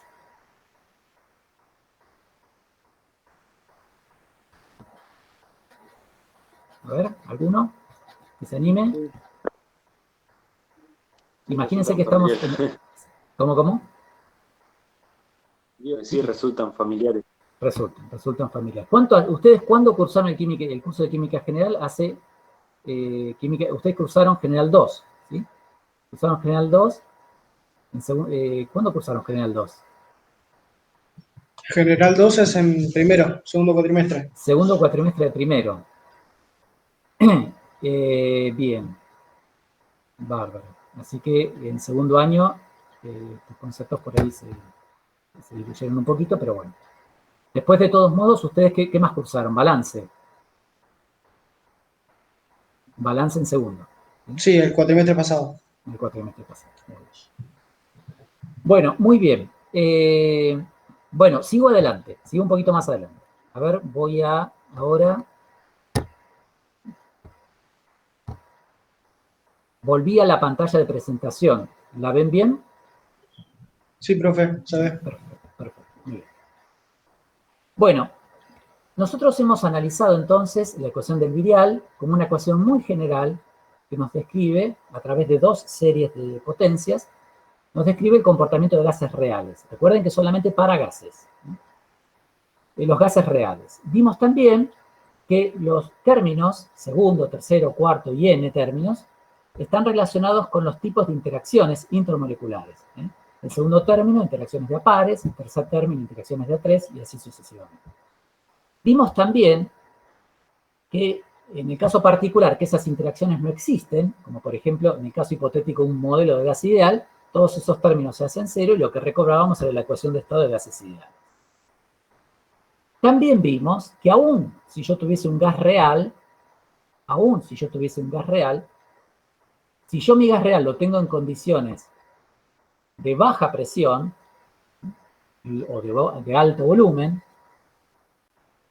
o si yo me desplazo, me muevo en una isoterma, reduciendo la presión o aumentando el volumen, yo voy a entrar en una región en la cual el comportamiento de ese gas puede ser bien representado a través de la ecuación de estado de gases ideales. ¿Por qué? Bueno, porque el segundo término, el tercer término, el cuarto término, todos los términos superiores de la ecuación del virial se me hacen infinitamente pequeños, los puedo despreciar sin grandes errores. Muy bien, entonces, lo que hemos visto es que los términos viriales están asociados con las interacciones intermoleculares y las desviaciones de la idealidad del comportamiento de un gas justamente está determinado por la naturaleza de esas interacciones entre las moléculas. Vamos a ver ahora Esta es una de las pocas descripciones a nivel molecular que vamos a hacer en este curso de termodinámica, que yo les vuelvo a repetir. El curso de termodinámica clásica, que nosotros vamos a ver en este cuatrimestre, es un curso a nivel macroscópico, ¿no? Considera a mi sistema desde el punto de vista macroscópico. Pero bueno, una de las únicas descripciones a nivel molecular que vamos a ver van a ser justamente esta que vamos a ver ahora, y tratar de interpretar cuáles son los tipos de interacciones que se ejercen entre las moléculas a nivel molecular. Valga la redundancia. Básicamente existen dos tipos de interacciones entre las moléculas, que yo los expreso aquí en la página siguiente. Bueno, una de ellas son las interacciones que llamamos interacciones de corto alcance. ¿Cuándo hablamos de corto alcance? Bueno, son interacciones que se dan entre moléculas que están muy, muy cerca una de otra. Es decir, ¿qué tan cerca? Bueno, prácticamente en contacto. Cuando las partículas están en contacto, son forzadas a estar prácticamente en contacto. Bueno, ahí las interacciones que van a dominar son las que llamamos interacciones de corto alcance y cuya naturaleza es repulsiva. Son interacciones repulsivas.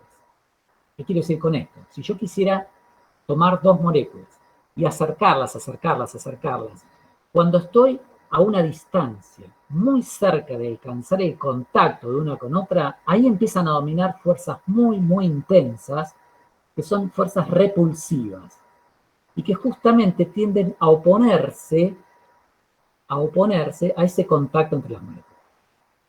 ¿Vamos?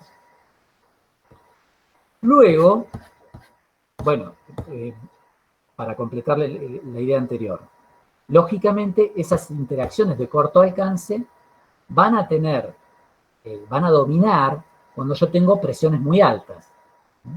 Las presiones muy altas, ¿qué estoy haciendo? Estoy tratando de forzar las moléculas a acercarse unas con otras. Entonces, llegar a una distancia, una posición, un valor de presión en el cual las moléculas están tan próximas unas de otras que las fuerzas repulsivas de corto alcance empiezan a controlar, a dominar. Muy bien. El otro tipo de interacciones intermoleculares son interacciones de largo alcance. Este tipo de interacciones tienen un efecto atractivo, son fuerzas atractivas. ¿Y cuándo se dan? Bueno, se dan cuando la distancia entre las moléculas es mayor, en general, cuando estamos hablando de algunos varios diámetros entre moléculas. Imagínense 5, 6, 7 diámetros moleculares, cuando la distancia entre las moléculas está comprendida básicamente en esos valores, de algunos diámetros moleculares, ahí las fuerzas que dominan son las fuerzas atractivas. ¿Vamos? Si la distancia empieza a aumentar cada vez más, entonces ya las moléculas empiezan a dejar de interaccionar, es decir, digamos, en términos de interacciones, se hacen las interacciones cada vez más débiles. ¿Vamos? Estaríamos como en una condición en la cual, como analizábamos anteriormente, el volumen tiende a infinito. Entonces las moléculas se encuentran distanciadas, a distancias prácticamente muy grandes unas de otras, y entonces las interacciones intermoleculares son muy pequeñas y decaen cada vez más. En el límite, cuando mi volumen tiende a infinito, o alcanza el infinito, digamos, ya las moléculas están tan distantes unas de otras que no hay energías de interacción intermoleculares entre ellas. ¿Entienden? Y el comportamiento sería el comportamiento de un gas ideal. Muy bien. Entonces, las interacciones de largo alcance se van a dar cuando tenga presiones bajas, o lo que es equivalente, volúmenes muy, muy grandes. ¿Estamos? Sí. Vamos ahora a ver qué forma tendrían las curvas en un diagrama si yo representase para distintos gases. En este diagrama les muestro 5 gases en particular: hidrógeno, metano, etileno y amoníaco. Y aquí una horizontal que es el comportamiento de un gas ideal. Bueno, aquí en este diagrama yo lo que estoy representando es factor de compresibilidad Z versus la presión para un valor de temperatura constante, que sería 273 Kelvin, 0 grados centígrados. Bueno, fíjense la forma que toman las curvas. Miren, para todos los gases, las curvas toman formas que si bien, digamos, se apartan unas de otras, pero la forma que toman las curvas en verdad es bastante, sigue un patrón que es bastante característico. Fíjense, a presiones tendiendo a cero, me voy sobre el eje Y, aquí, en esta parte, todas las curvas convergen a 1. Es decir, a presiones tendiendo a cero, en el límite de P igual a 0, Z se hace igual a 1. ¿Y eso qué me está marcando? ¿Qué comportamiento me está marcando para todos los gases?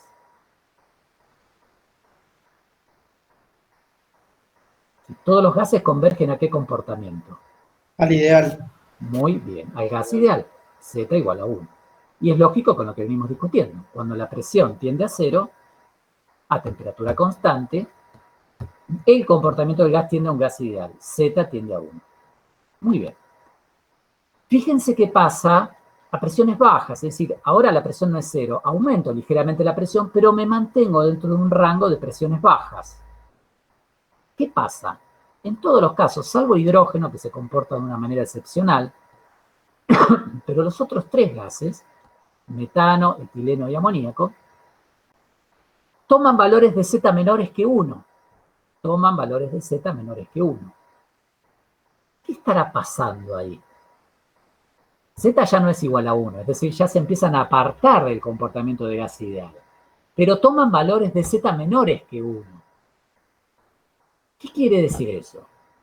Que los gases están comportando como reales, pero el volumen que ocupa un mol de cada uno de esos gases en esas condiciones es menor que 1, es decir, es menor que el volumen que ocuparía el gas ideal en esas condiciones de temperatura y presión. Es decir, en estas regiones aquí, lo que están dominando son las fuerzas atractivas. ¿Entienden? Por eso el gas se me comprime. Y por eso el volumen que ocupa es menor que ocuparía un gas ideal, que en donde las energías de interacción no existen. ¿Entienden?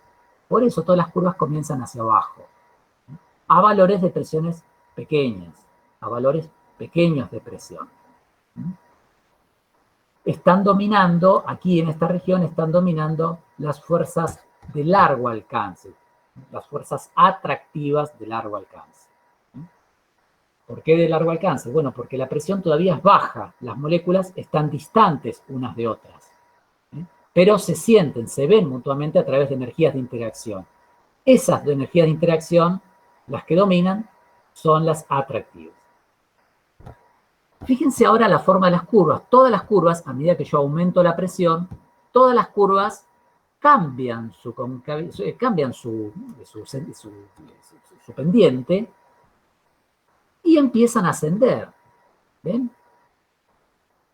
Fíjense, por ejemplo, para el metano, para el etileno, a valores de presión, por ejemplo, de 400 atmósferas, por aquí, ya Z se hace mayor que 1. ¿Qué está pasando ahí? ¿Qué está pasando acá? ¿Por qué cambió el comportamiento?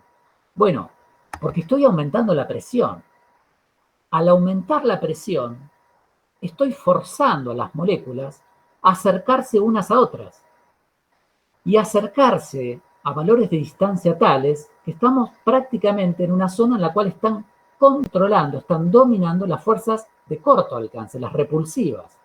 Estoy prácticamente comprimiendo mi sistema a estar las moléculas prácticamente en contacto unas con otras. Y ahí dominan fuertemente las fuerzas repulsivas, las fuerzas de corto alcance, y eso lo que hace es que mi sistema experimente una expansión. El volumen aumenta respecto del volumen que tendría el sistema si se comportase como un gas ideal. Por eso, los valores de Z, para estas condiciones de presión, se hacen mayores que 1, porque el volumen que ocupa un mol de mi gas, ahora en estas condiciones de presión tan altas, es mayor que el que ocuparía ese gas si se comportase como un gas ideal donde no existiesen las fuerzas intermoleculares. ¿Me siguen en esta explicación? Este tipo de diagramas, ustedes en el seminario van a construir curvas de Z, de factor de compresibilidad versus presión a temperatura constante para distintos gases. Este tipo de diagramas ustedes lo van a construir en el seminario, pero es importante que ustedes visualicen e interpreten la forma de las curvas. Esta forma de la curva, de cada una de las curvas, responde a qué tipo de interacciones intermoleculares están dominando a distintos rangos de presión. ¿Estamos? Muy bien. Esto yo se los explico en el texto asociado a este diagrama, que es el texto que tienen a continuación. Muy bien. Vamos ahora a ver, aquí en este apartado que yo llamo aplicación de las ecuaciones del virial, vamos a ver algo más en detalle, algo que yo les comenté un poco al pasar hace unos momentos. Nosotros sabemos que los desarrollos viriales, ya hemos visto, son series infinitas, que yo las puedo expresar o bien en P o bien en 1 sobre B. Cada uno de esos términos están asociados a interacciones de A2 para el segundo coeficiente virial, de A3 para el tercer coeficiente virial, de A4 moléculas para el cuarto coeficiente virial y así sucesivamente. Yo les decía que si nosotros tuviésemos que trabajar con una serie infinita, bueno, sería una ecuación desde un punto de vista matemático muy poco práctica, ¿entienden? Aplicarla sería realmente un gran problema. Ahora les comentaba que lo bueno que tienen estas series viriales es que estas series viriales, los términos superiores al segundo o tercer término, decaen muy rápidamente. O en otras palabras, en matemática eso se llama, es una serie que converge muy rápidamente. Tomando 2 o 3 términos ya mi serie converge al resultado final, sin necesidad de tomar más términos. Lo que quiero ver ahora es cómo me doy cuenta a dónde debería truncar yo mi serie para tener un resultado adecuado, digamos. ¿Dónde debería truncar convenientemente mi serie? ¿En el segundo término o en el tercer término? Bueno, vamos a ver para ello, para responder esa pregunta, vamos a ver otra gráfica para el factor de compresibilidad. Aquí en este diagrama grafico, a diferencia del caso anterior, en el cual graficaba factor de compresibilidad versus presión a un valor de temperatura constante para distintas sustancias, yo aquí en este gráfico represento factor de compresibilidad versus presión para una misma sustancia. Esta sustancia, como yo les indico aquí en el texto, es el metano, y a distintas temperaturas. Cada una de estas curvas, entonces, representa una temperatura constante. Es decir, estas curvas son isotermas. Muy bien. Entonces, fíjense ustedes, este diagrama está en unidades inglesas, por eso la presión está en CIA. La CIA se define como libra-fuerza sobre pulgada cuadrado. Y en unidades inglesas, digamos, normalmente tomamos, la temperatura se expresa en Fahrenheit, pero no importa, yo lo que quiero, más allá de que las unidades no sean las convenientes, nosotros comúnmente vamos a trabajar en el Sistema Internacional de Unidades, pero lo que quiero que analicemos es la forma de las curvas. Aquí yo les expreso para cada isoterma la temperatura expresada en grados centígrados, su equivalente en grados centígrados. Entonces, esta isoterma que tengo aquí abajo sería la isoterma a 70 grados centígrados, perdón, a menos 70 grados centígrados o menos 100 Fahrenheit. Esta sería a menos 50 Fahrenheit o menos 45 grados centígrados. Esta sería a 0 Fahrenheit o menos 20 grados centígrados. Esta 100 Fahrenheit, 40 grados centígrados. Esta 250 Fahrenheit, 120 grados centígrados. Y esta superior de 400 Fahrenheit, 200 grados centígrados. Muy bien. Vamos a ver la forma de las curvas. Fíjense, vamos a concentrarnos por ahora en la curva, la de abajo, de menos 70 grados centígrados, en esta curva que está aquí.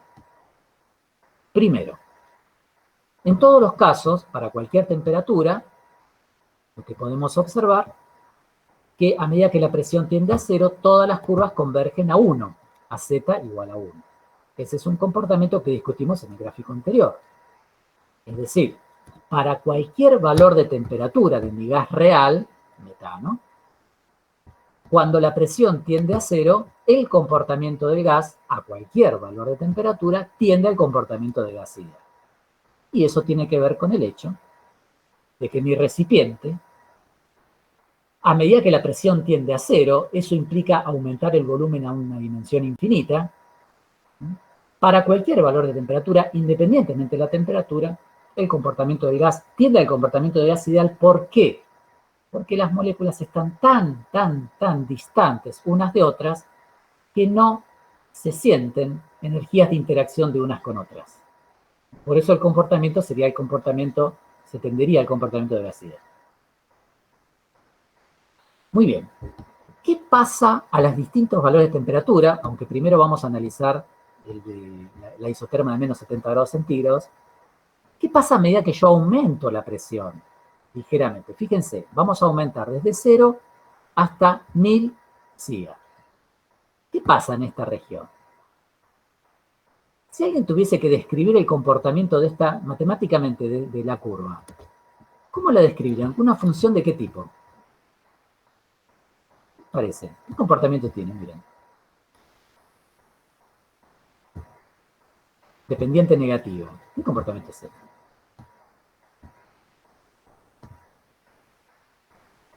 Bueno.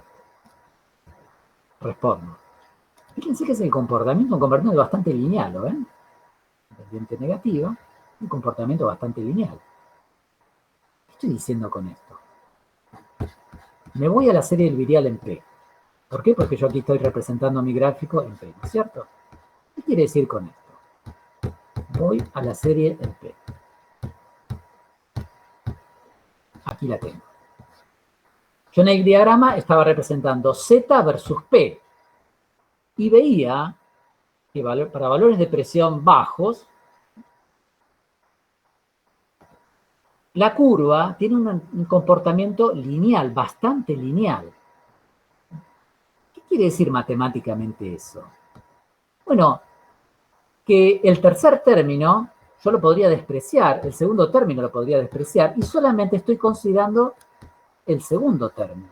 Estoy considerando el primero y el segundo término.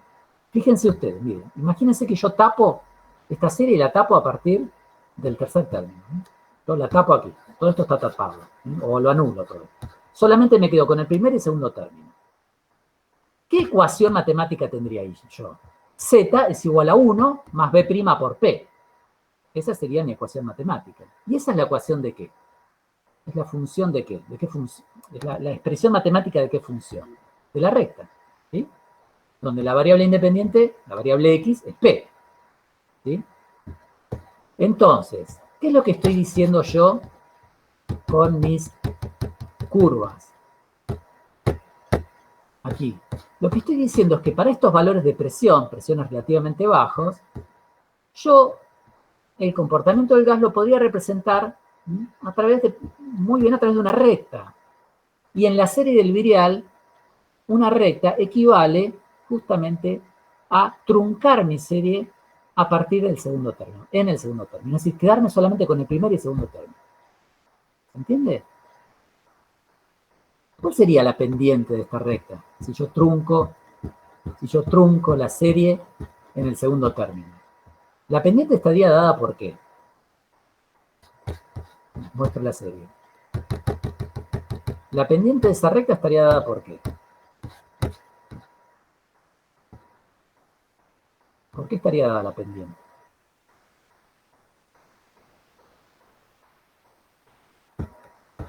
Yo tengo 1 menos B'P. Muy bien, a ver. 1 menos B', 1 más B' por P. Muy bien. Esa sería la ecuación de la recta. ¿Sí? Donde P es la variable independiente. Es decir, sería Esto sería equivalente a decir I es igual a 1 más B' por X, ¿no es cierto? B' sería la pendiente de esa recta. Y 1 sería, ¿qué sería? De la recta. La ordenada de origen. Muy bien, la ordenada del origen. 1 sería la ordenada del origen. Por ese mismo motivo, la recta converge a 1 en su origen. ¿Ven? Acá. Por ese mismo motivo, la ordenada del origen de esa recta es 1. ¿Vamos? De manera tal que la pendiente, en esta parte lineal, estaría dada por menos, negativo, el segundo coeficiente virial. ¿Sí?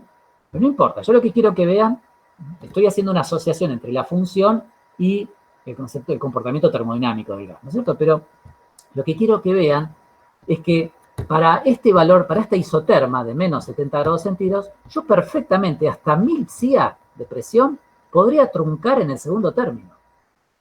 ¿Lo ven? Y 1000 psia de presión es una presión importante. Podría truncar en el segundo término.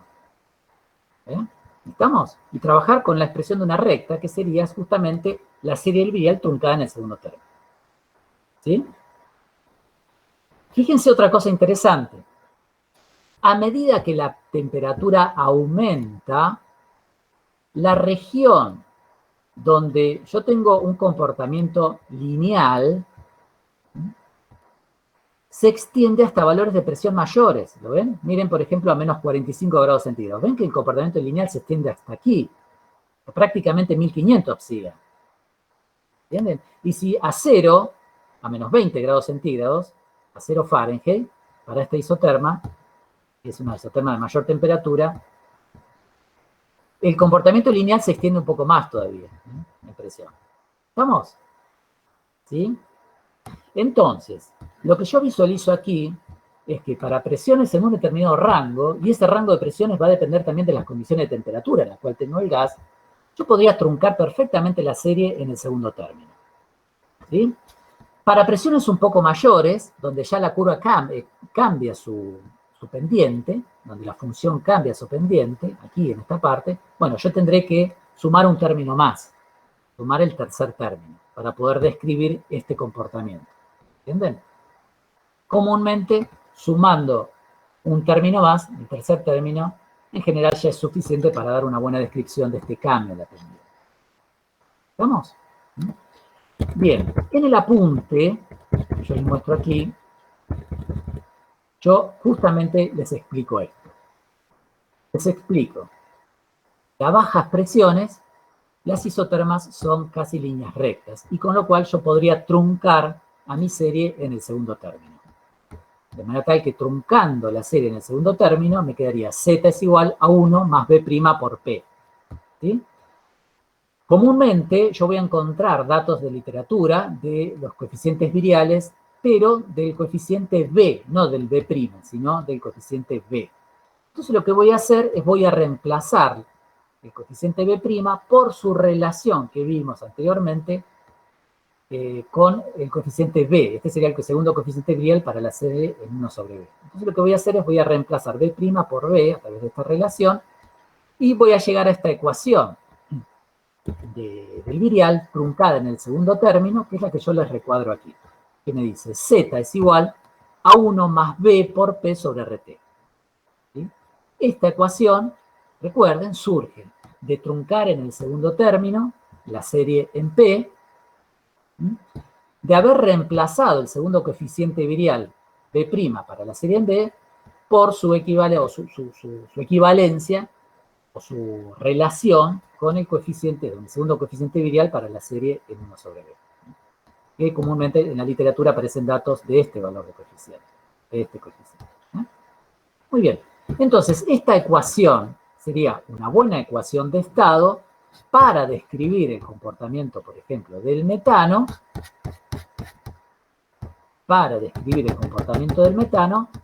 en rangos de presiones en los cuales yo tengo este comportamiento lineal. ¿Sí? ¿Ven? Aquí. Que dependerá de la temperatura. Hasta qué valor de presión yo puedo utilizar esa ecuación para representar el comportamiento de mi gas, como les decía anteriormente. Muy bien, ¿se entendió? ¿Alguna pregunta de esto? ¿Me siguieron?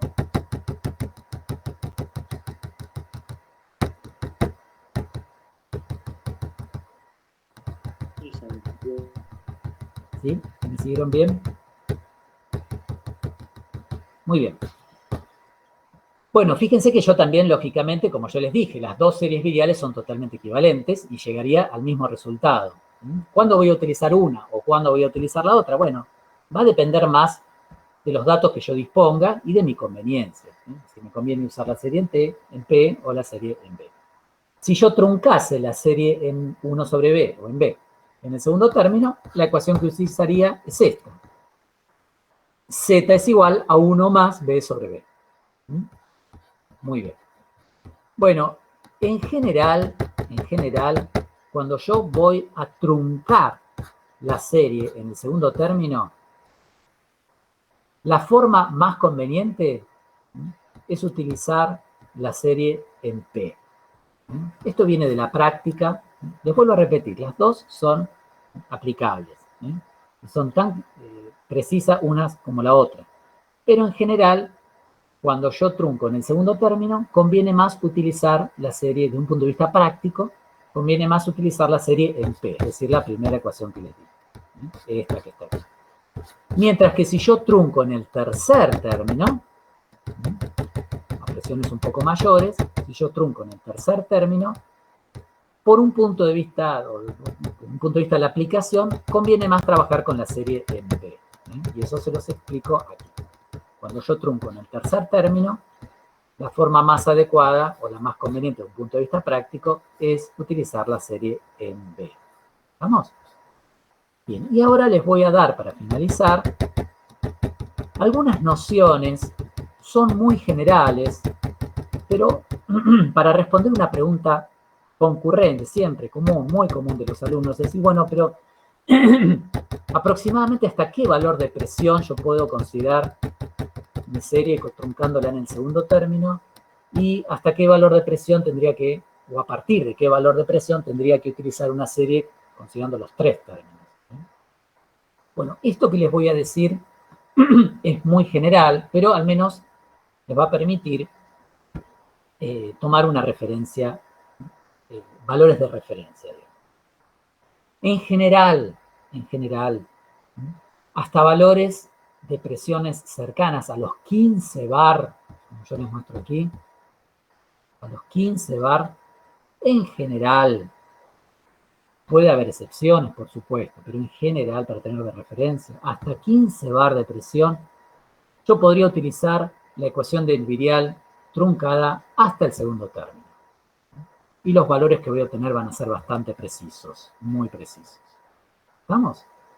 Para valores de presión comprendidos entre 15 y 50 bar, ahí voy a tener que utilizar una serie con un término más, es decir, la serie la voy a truncar en el tercer término.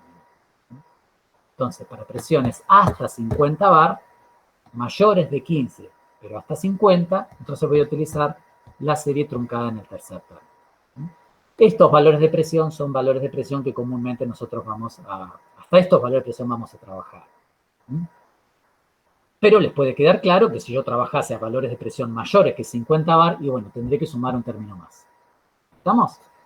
Entonces, resumiendo, si ustedes van a trabajar a presiones hasta 15 bar, podrían tranquilamente trabajar con una serie del virial truncada en el segundo término. Entre 15 y 50 bar van a tener que truncarla en el tercer término. Y para valores de presión mayores que 50 bar, deberían trabajar con un término más. Aunque no van a ser casos que nosotros en general analicemos en el curso. Bueno, muy bien. Con esto vamos a terminar la clase. Vamos a dejar aquí.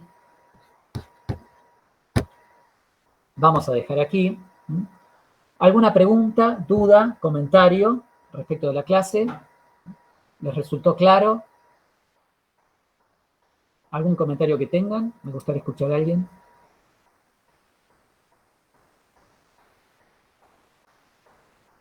Muy bien, profe, creo que se entendió. ¿Entendió? Bien, ¿pudieron acceder a la teoría desde el campus? Yo la subí ayer a la tarde. Antes de cada clase, yo les voy a subir la teoría de la clase que voy a dar, comúnmente el día anterior, la teoría. Así que yo les sugiero, para que me puedan seguir en tiempo real en la clase, es que accedan al campus el día anterior a la clase, bájense la clase, y aquel que tiene chance, si quiere y pueda, imprimirla, siempre es mejor, porque pueden tomar anotaciones durante la clase. Sí pueden leer la clase, dar una mirada del apunte antes de la clase, siempre es mejor porque pueden surgir dudas antes de la clase, y pueden hacerlas durante la clase. Bueno, muy bien, por ahora dejamos aquí. Fíjense que el miércoles, mañana,